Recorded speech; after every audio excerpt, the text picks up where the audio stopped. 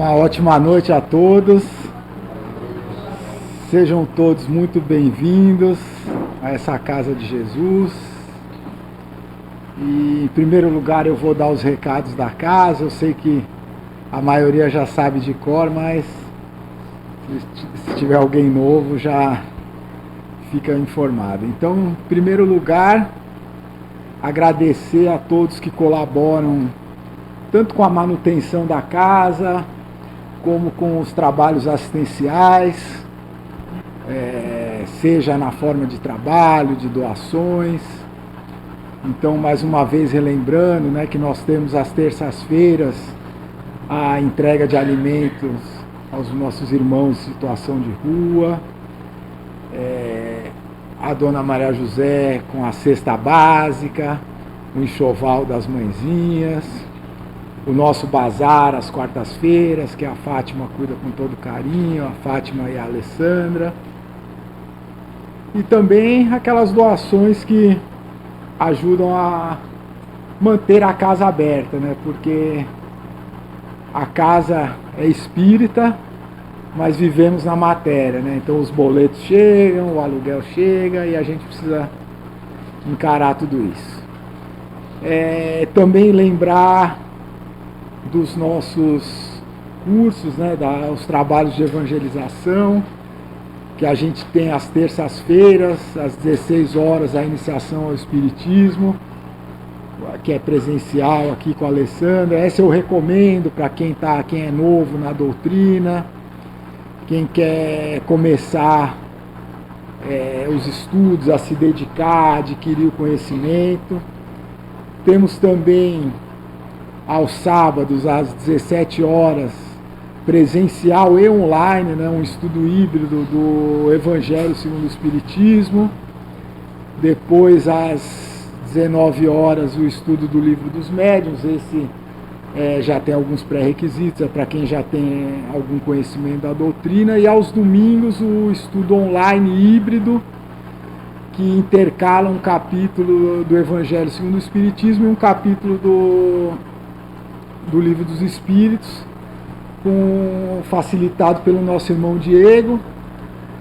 Inclusive o seguinte, a gente ainda precisa, provavelmente vamos publicar no grupo da casa como é que vai ser esse final de ano, as palestras, os cursos, os trabalhos assistenciais, porque nós vamos ter algumas interrupções, porque todo mundo sabe que na temporada tem coisas que ficam impossível fazer aqui em Ubatuba, né? Hoje, inclusive, eu estava vendo uma matéria, né, na internet, de que a população das cidades do litoral norte, ela se multiplica por 21, ou seja, 21 vezes maior do que ela é habitualmente, né? Quem já está andando pela cidade já deve estar notando que os turistas já estão chegando em massa. Então hoje, inclusive eu estava lendo o André Luiz, e teve um assunto que me chamou muito a atenção, que é a justiça divina. Que a justiça divina, ela não funciona da mesma forma que a justiça dos homens. A justiça dos homens, ela tem aquele objetivo de punir, de privar a liberdade, de impor penas materiais. A justiça divina não. A justiça divina, quando ela se manifesta, ela vem sempre carregada de muita piedade, de muita misericórdia, de muito amor e muita compaixão. A justiça divina, ela é sim inexorável, ninguém escapa dela, mas ela nunca tem o objetivo de punir. Ela tem o objetivo de te levar adiante, de te fazer evoluir. Então, nesse momento, eu vou convidar a todos a fechar os olhos e, com os pensamentos elevados ao nosso Pai Celestial, ao nosso Mestre Jesus, agradecidos ao concurso da espiritualidade amiga, dos benfeitores dessa casa, dos nossos mentores, vamos todos ser gratos por essa oportunidade da encarnação nessa escola que é a Terra. Porque aqui na Terra, apesar de sofrermos a dor, as vicissitudes, muitas delas inerentes à nossa própria condição material, devemos ser gratos, porque até o sofrimento, até as expiações e as provas que passamos são para o nosso progresso. E agradecer também as oportunidades de felicidade nesse orbe, porque, ainda que seja relativa, nós gozamos de muitas felicidades, de muitos prazeres, inclusive materiais, e que saibamos desfrutar desses prazeres e desses gozos materiais com moderação, com maturidade espiritual, porque o excesso é que é a linha que divide o saudável do vício. A gente até costuma dizer que a diferença entre o remédio e o veneno é a dose. Então, nesse momento, ainda com os pensamentos elevados, eu convido a todos a fazer a prece que nosso Mestre nos ensinou. Pai nosso que estais nos céus, santificado seja o vosso nome, venha a nós o vosso reino, seja feita a vossa vontade, assim na terra como nos céus. O pão nosso de cada dia nos dai hoje, perdoai as nossas dívidas, assim como nós perdoamos aos nossos devedores. E não nos deixeis cair em tentação, mas livrai-nos, Senhor, de todo mal. Assim seja, graças a Deus, e que os bons espíritos, o seu mentor, inspire nosso irmão Paulo, para que ele possa, como sempre, de uma forma tão simples, tão didática, trazer a nós um pouco mais dessa luz que ilumina nossos caminhos, que é a doutrina espírita. Graças a Deus. Ganhei presente. Tá vendo? Boa noite.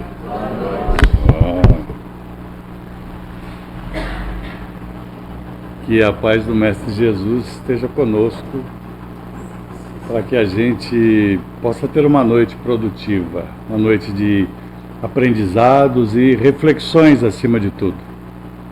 Reflexões muito importantes.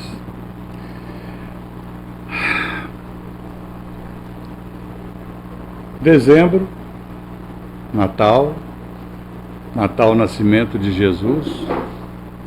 Não vamos falar sobre isso. É só para lembrar vocês que, segundo a tradição, Jesus faz aniversário dia 25. Vocês já escolheram um presente que vão dar a ele esse ano?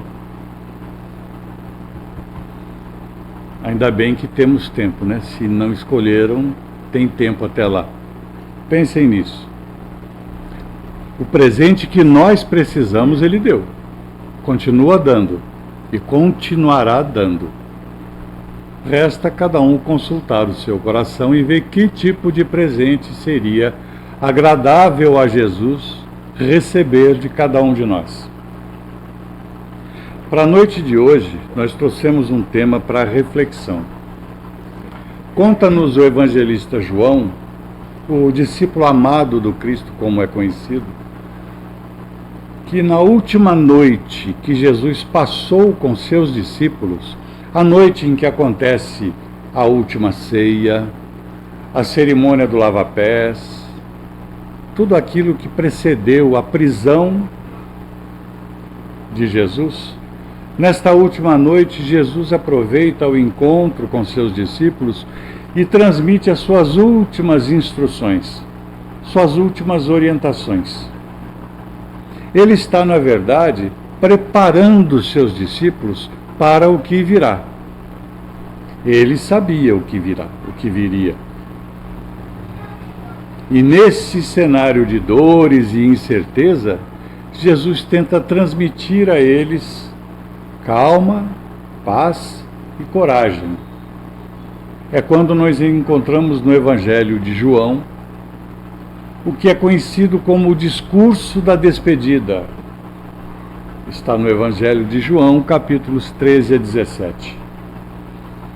E nós encontramos a seguinte fala de Jesus: no mundo tereis aflições, mas tende bom ânimo, eu venci o mundo. Jesus preparava os seus discípulos para o que viria, principalmente alertando para aquela falsa derrota que aconteceria com a sua crucificação. Porque aos olhos de muitos, Jesus, ao ser crucificado, ele foi derrotado. Porque ele pregava, ele ensinava, ele dizia da bondade de Deus e tudo mais, e de repente ele é preso, cruelmente maltratado e crucificado. Então aquela aparente derrota, Jesus sabia que iria acontecer. Ele anunciava isso o tempo todo, seguindo as Escrituras, o que já havia sido dito a respeito do Messias, o Filho de Deus. Mas ele diz: eu venci o mundo. Então é isso que nós precisamos refletir, ou melhor, é isso que eu convido a todos para refletirmos essa noite. No mundo tereis aflições, mas tende bom ânimo, eu venci o mundo. Muito bem, vamos tentar analisar isso, meus caros. Aflições, aos nossos olhos, na nossa condição atual,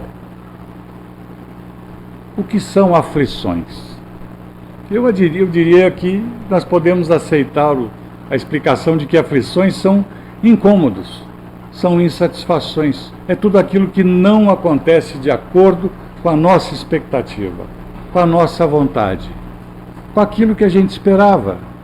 Quando algo não acontece, nos causa inquietude, preocupação, aborrecimento, insatisfação. São motivos de aflições. Sentir-se aflito, sentir-se inseguro, sentir-se desamparado, tudo isso, para nós, na condição que estamos hoje, como espíritos imperfeitos, nesse planeta de provas e expiações, é visto como uma aflição. Mas, para a doutrina espírita, não é exatamente isso. A doutrina espírita tem o termo de aflição como sendo algo necessário ao processo, não digo necessário, está ligado ao processo de evolução espiritual. É ligado ao processo de evolução espiritual. Vamos entender isso. Nós podemos classificar as aflições em 3 grandes grupos. As aflições tidas como provas, aflições tidas como expiações e aflições de desafios. As provas, em linhas gerais, são situações que nós escolhemos no mundo espiritual. Escolhemos passar no mundo físico. Muitos de nós participam desse processo. Alguns não. Mas a espiritualidade separa e apresenta a relação de provas que vão ser benéficas à nossa saúde espiritual. Por isso são provas. Vamos pensar no mundo terreno.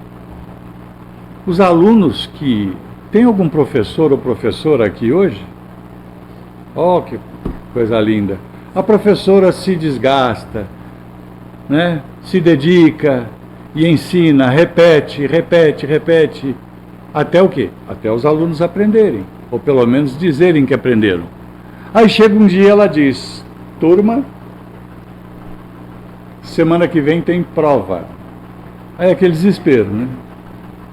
O que é a prova na vida material? É você demonstrar que aprendeu aquilo que a professora ensinou. Ela não vai exigir nada mais do que aquilo que ela ensinou. Isso é a mesma coisa para nós. As provas das nossas vidas são situações que nós vivenciamos para demonstrar que aprendemos, para demonstrar que superamos, que corrigimos o que precisava ser corrigido, que acertamos o que precisava ser acertado. Então elas não são castigo, de forma alguma. As provas não são castigo. As provas, elas existem para desenvolver virtudes, para que a gente aperfeiçoe o nosso modo de ser positivamente. Isso em se tratando de moral espiritual. Não são castigos, são oportunidades de aprendizado. São oportunidades da gente acelerar o processo de evolução. É provando que aprendeu. E quando a gente chega, que lá no mundo espiritual é assim, sabe? Apresenta uma lista, a gente fala, essa eu quero, essa também. Não, essa aqui eu não dou conta não, deixa pra lá. Mas essa aqui eu vou encarar. Tá? Aí quando chega aqui, acontece, dá desespero, e a gente fala, eu estou tão aflito. Peraí, primeiro você escolheu. Você pode não lembrar. Não, eu tenho certeza que eu não escolhi. Então alguém escolheu para você porque era necessário passar. Você acha que a misericórdia divina trabalha pela cor dos olhos de uns ou de outros? É claro que não. Não há privilégios. O que existem são oportunidades de crescimento, mas aos nossos olhos, isso tudo se afigura como aflição, como dificuldade. Basta não ser atendido em um dos meus desejos que eu já me sinto contrariado. Percebem a diferença? Muitas das aflições que passamos são provas, nada mais que isso. São oportunidades de crescimento que nós nos apavoramos à toa. Nós só precisamos demonstrar que aprendemos a lição. E essa lição a gente sabe muito bem qual é. Ninguém tem o direito de dizer, não, eu não lembro o que foi que eu prometi. Lembra. E se não lembra, basta ver a vida de Jesus e saber que se ele é nosso guia e o nosso modelo, nós devemos, como guia, segui-lo e como modelo, copiá-lo. Então, se tiver desalinhado disso, nós não aprendemos ainda. E toda prova mal cumprida se transforma em expiação. Então, o que vem a ser as aflições na forma de expiações? Algumas aflições que passamos na vida, elas têm origem no nosso passado espiritual. Elas são resultados de atitudes, de decisões, de movimentos que fizemos em vidas anteriores que provocaram prejuízo em nós e em outras pessoas. E isso, pela lei de causa e efeito, pela justiça divina, por um critério de justiça, isso precisa ser reequilibrado. Quando nós ferimos as leis morais, quando nós contrariamos as ordens de Deus, eu não diria nem ordem de Deus, as sugestões de Deus para o nosso aperfeiçoamento, quando nós nos desviamos desse caminho, nós precisamos corrigi-lo. Nós causamos com o nosso desvio uma desestruturação, nós abalamos a ordem das coisas e precisamos reajustar, reorganizar isso. Então as expiações também não são castigos, não são punições. As expiações são reflexos de nossas próprias atitudes, tomadas anteriormente, que necessitam ser reequilibradas. É um realinhamento da lei de causa e efeito. É um reequilíbrio da justiça divina. Porque quase todas as religiões podem crer nisso, naquilo, acredita em reencarnação, não acredita, o outro acredita que vai... Não importa o que acredita. A grande maioria delas acreditam na lei de causa e efeito, que é aquela que nos diz: a gente só colhe daquilo que a gente planta. Nós não recebemos coisas positivas se espalhamos coisas negativas. É uma questão racional até. Então, as aflições que são classificadas como expiações, elas têm um caráter corretivo. Elas têm, e elas nos oferecem oportunidades extraordinárias, porque cumprir bem uma expiação, você pode até se sentir incomodado com aquela dor, mas a dor é passageira. Agora, a aceitação resignada de uma condição dessa, isso é eterno, porque o progresso é eterno. E quando eu digo aceitação resignada, não estou dizendo uma aceitação pacífica de se recolher num canto e dizer, eu sofro porque Deus quer. Que maldade! Deus quer que você sofra ou que eu sofra. Absolutamente. A resignação é diferente disso. Aceitar resignadamente é entender o porquê passamos por aquilo. É entender que aquela dificuldade precisa ser superada. É aproveitar a oportunidade de nós nos livrarmos desse passado culposo para que tenhamos um futuro melhor, uma vida melhor.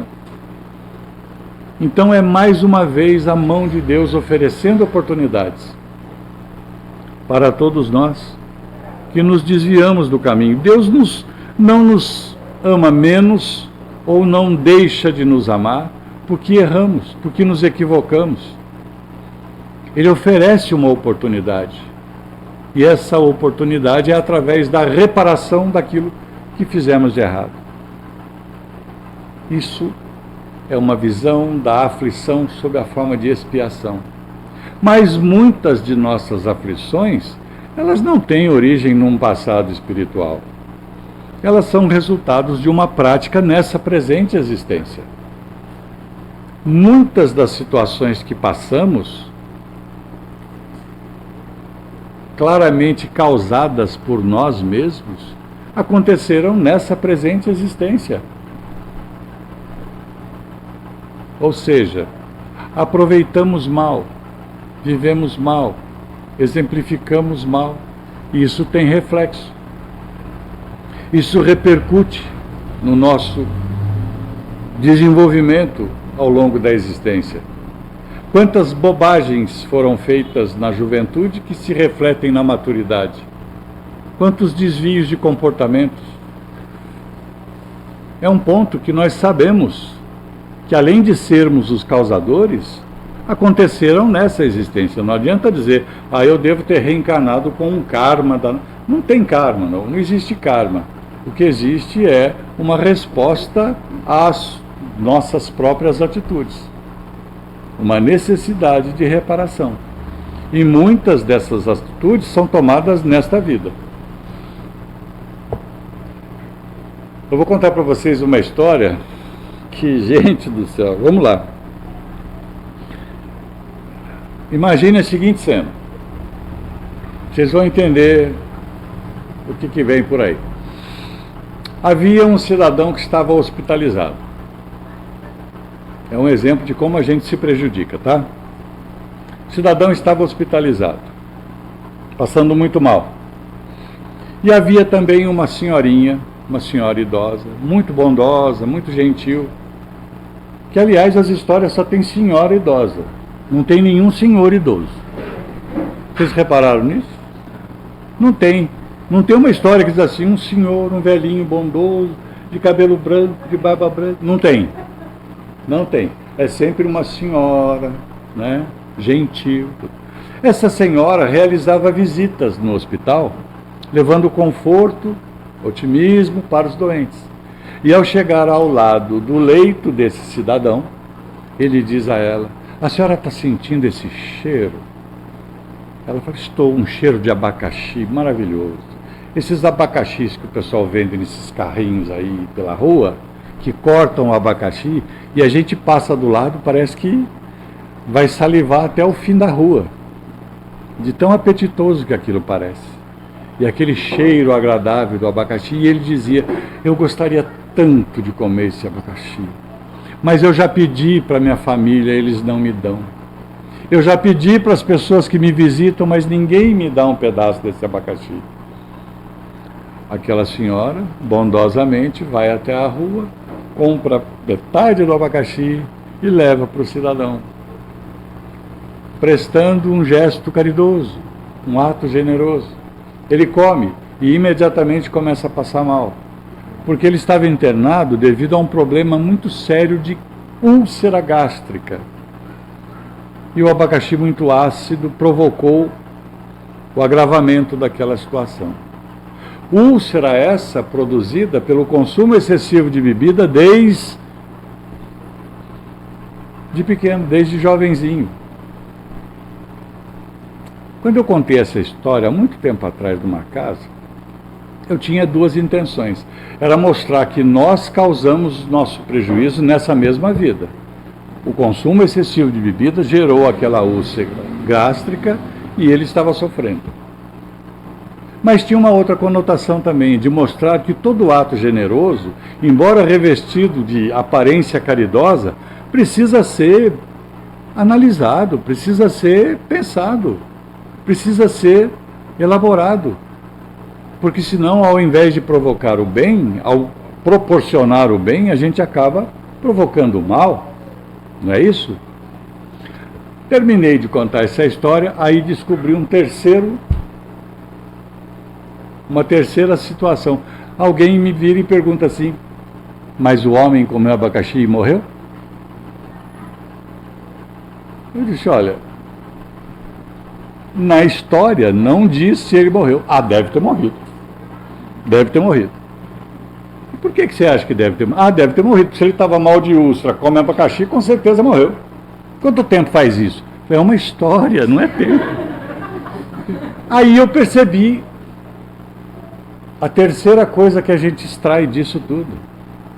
Tem pessoas que não levam em consideração o que está acontecendo, não analisa o propósito daquilo que está acontecendo.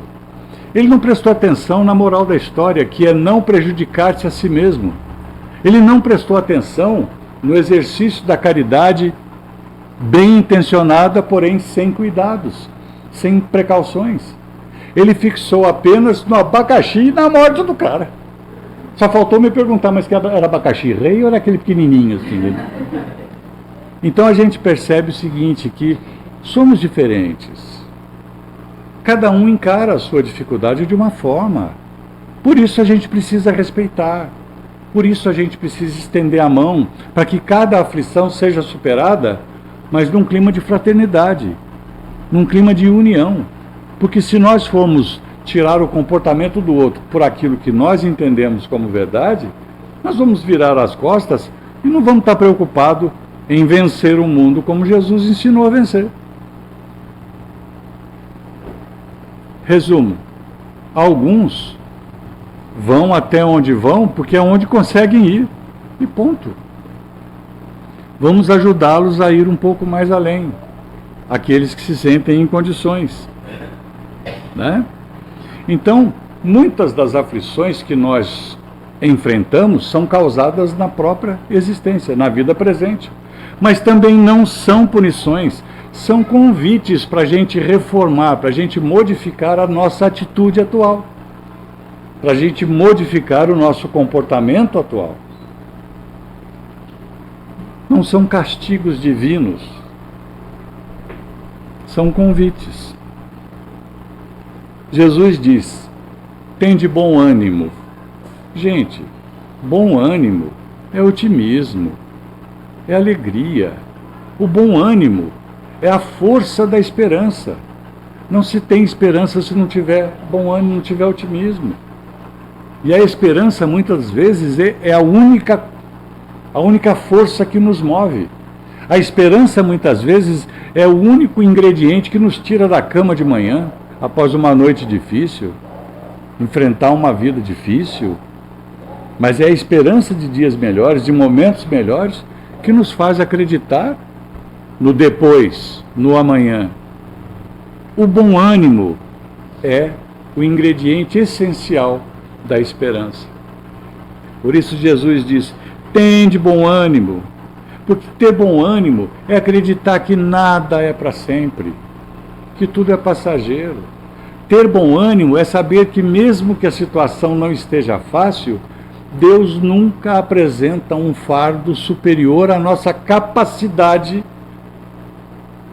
de carregar. Ter bom ânimo é ter a certeza que não estamos sozinhos. O Espiritismo nos ensina isso claramente. Ter bom ânimo é saber que Jesus e seus operários celestes caminham ao nosso lado, estão conosco, nos amparando, sustentando, oferecendo oportunidades de melhoria e correção. Ter bom ânimo é enfrentar os desafios que a doutrina nos coloca, nos convida a superar. Isso é ter bom ânimo.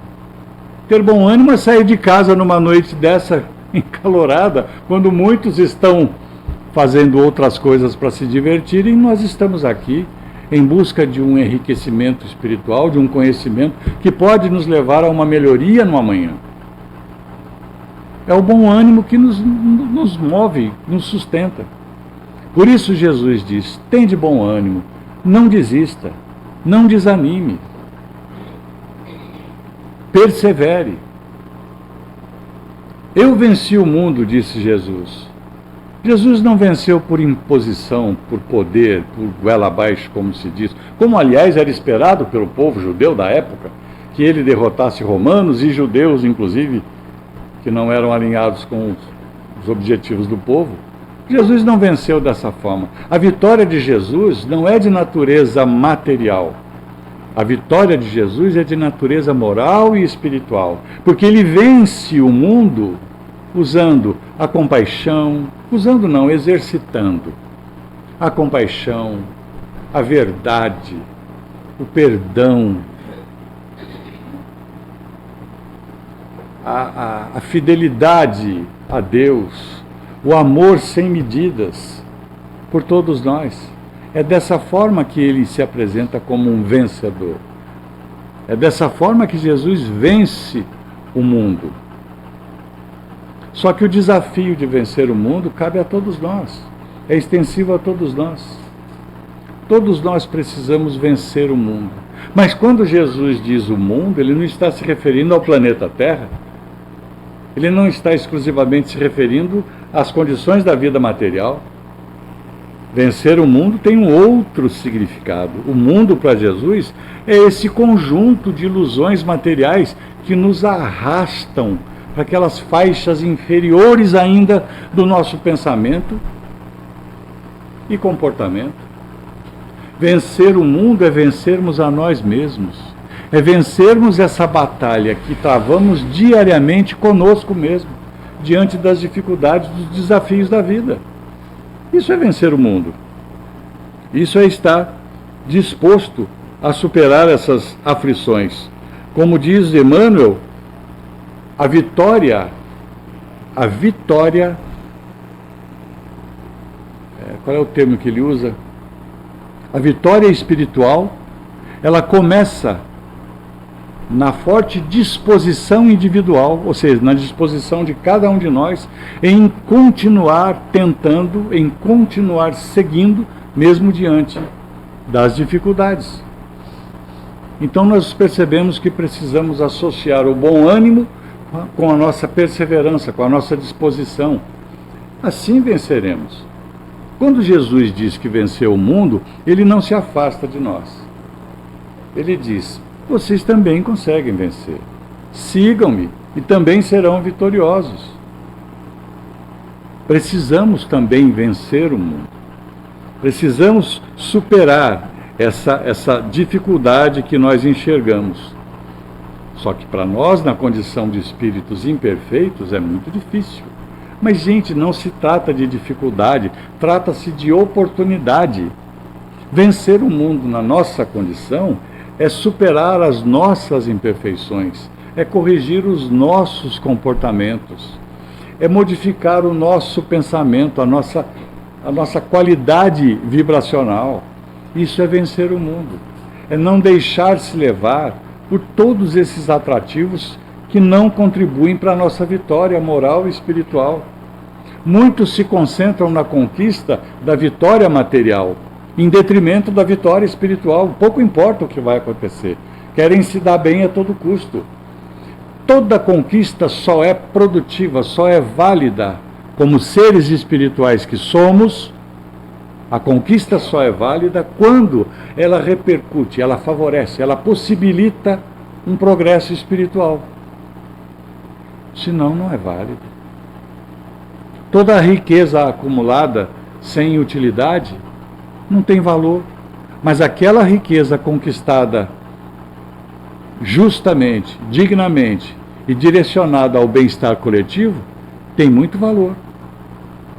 Essas conquistas nós precisamos enxergá-las com o propósito espiritual, não com o propósito material. Isso é vencer o mundo. É vencer as nossas provas, as nossas expiações. Perseverando. Nós conhecemos a doutrina. Sabemos que estamos aqui. Sabemos o porquê estamos aqui. Porquê passamos por isso. Nós temos esse entendimento.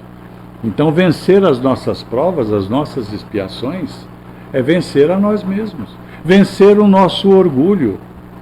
É deixar de sentir-se melhor. É reconhecer no outro alguém que também necessita da nossa compreensão. Alguém igual a nós.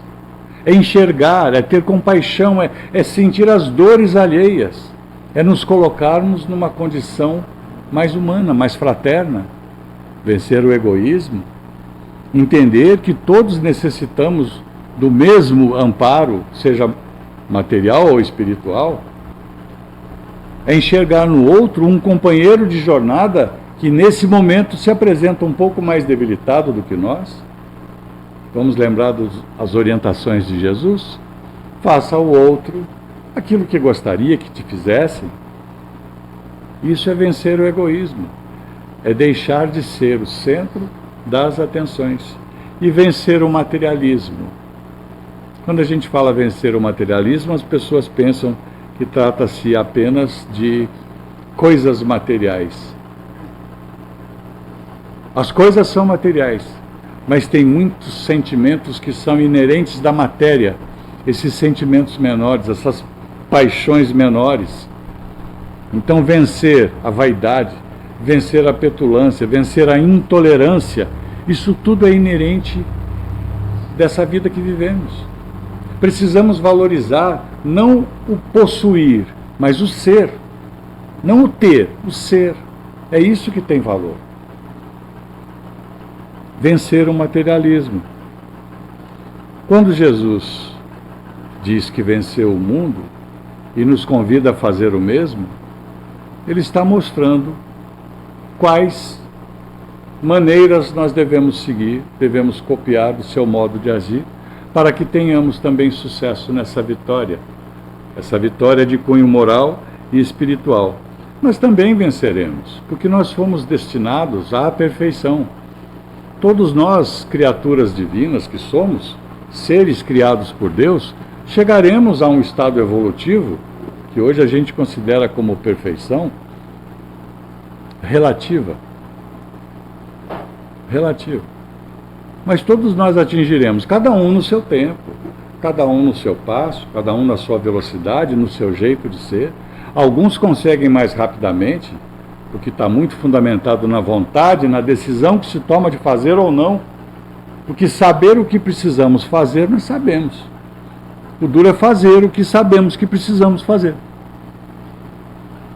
Porque se a gente opta por fazer, está na cara que teremos de abrir mão de uma série de coisas que nós consideramos prazerosas. Esse é o ponto. O convite de Jesus é para que sejamos vencedores. Que Jesus nos abençoe, que nós possamos sair daqui esta noite com um coração renovado e mais encorajado, como dizia um velho amigo, para que encaremos a vida como oportunidades de crescimento, de progressão espiritual, nos espelhando no modelo do Cristo. Lembrando que esse mês ele faz aniversário. Que maravilha, que presentão que a gente poderia dar a ele, né? Então, que Jesus nos abençoe hoje e sempre. Muita paz a todos.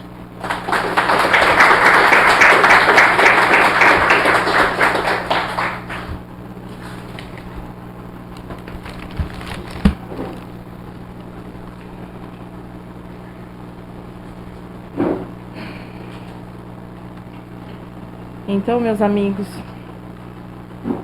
vamos fechar nossos olhos, trazendo para nossa tela mental a imagem da nossa Maria de Nazaré,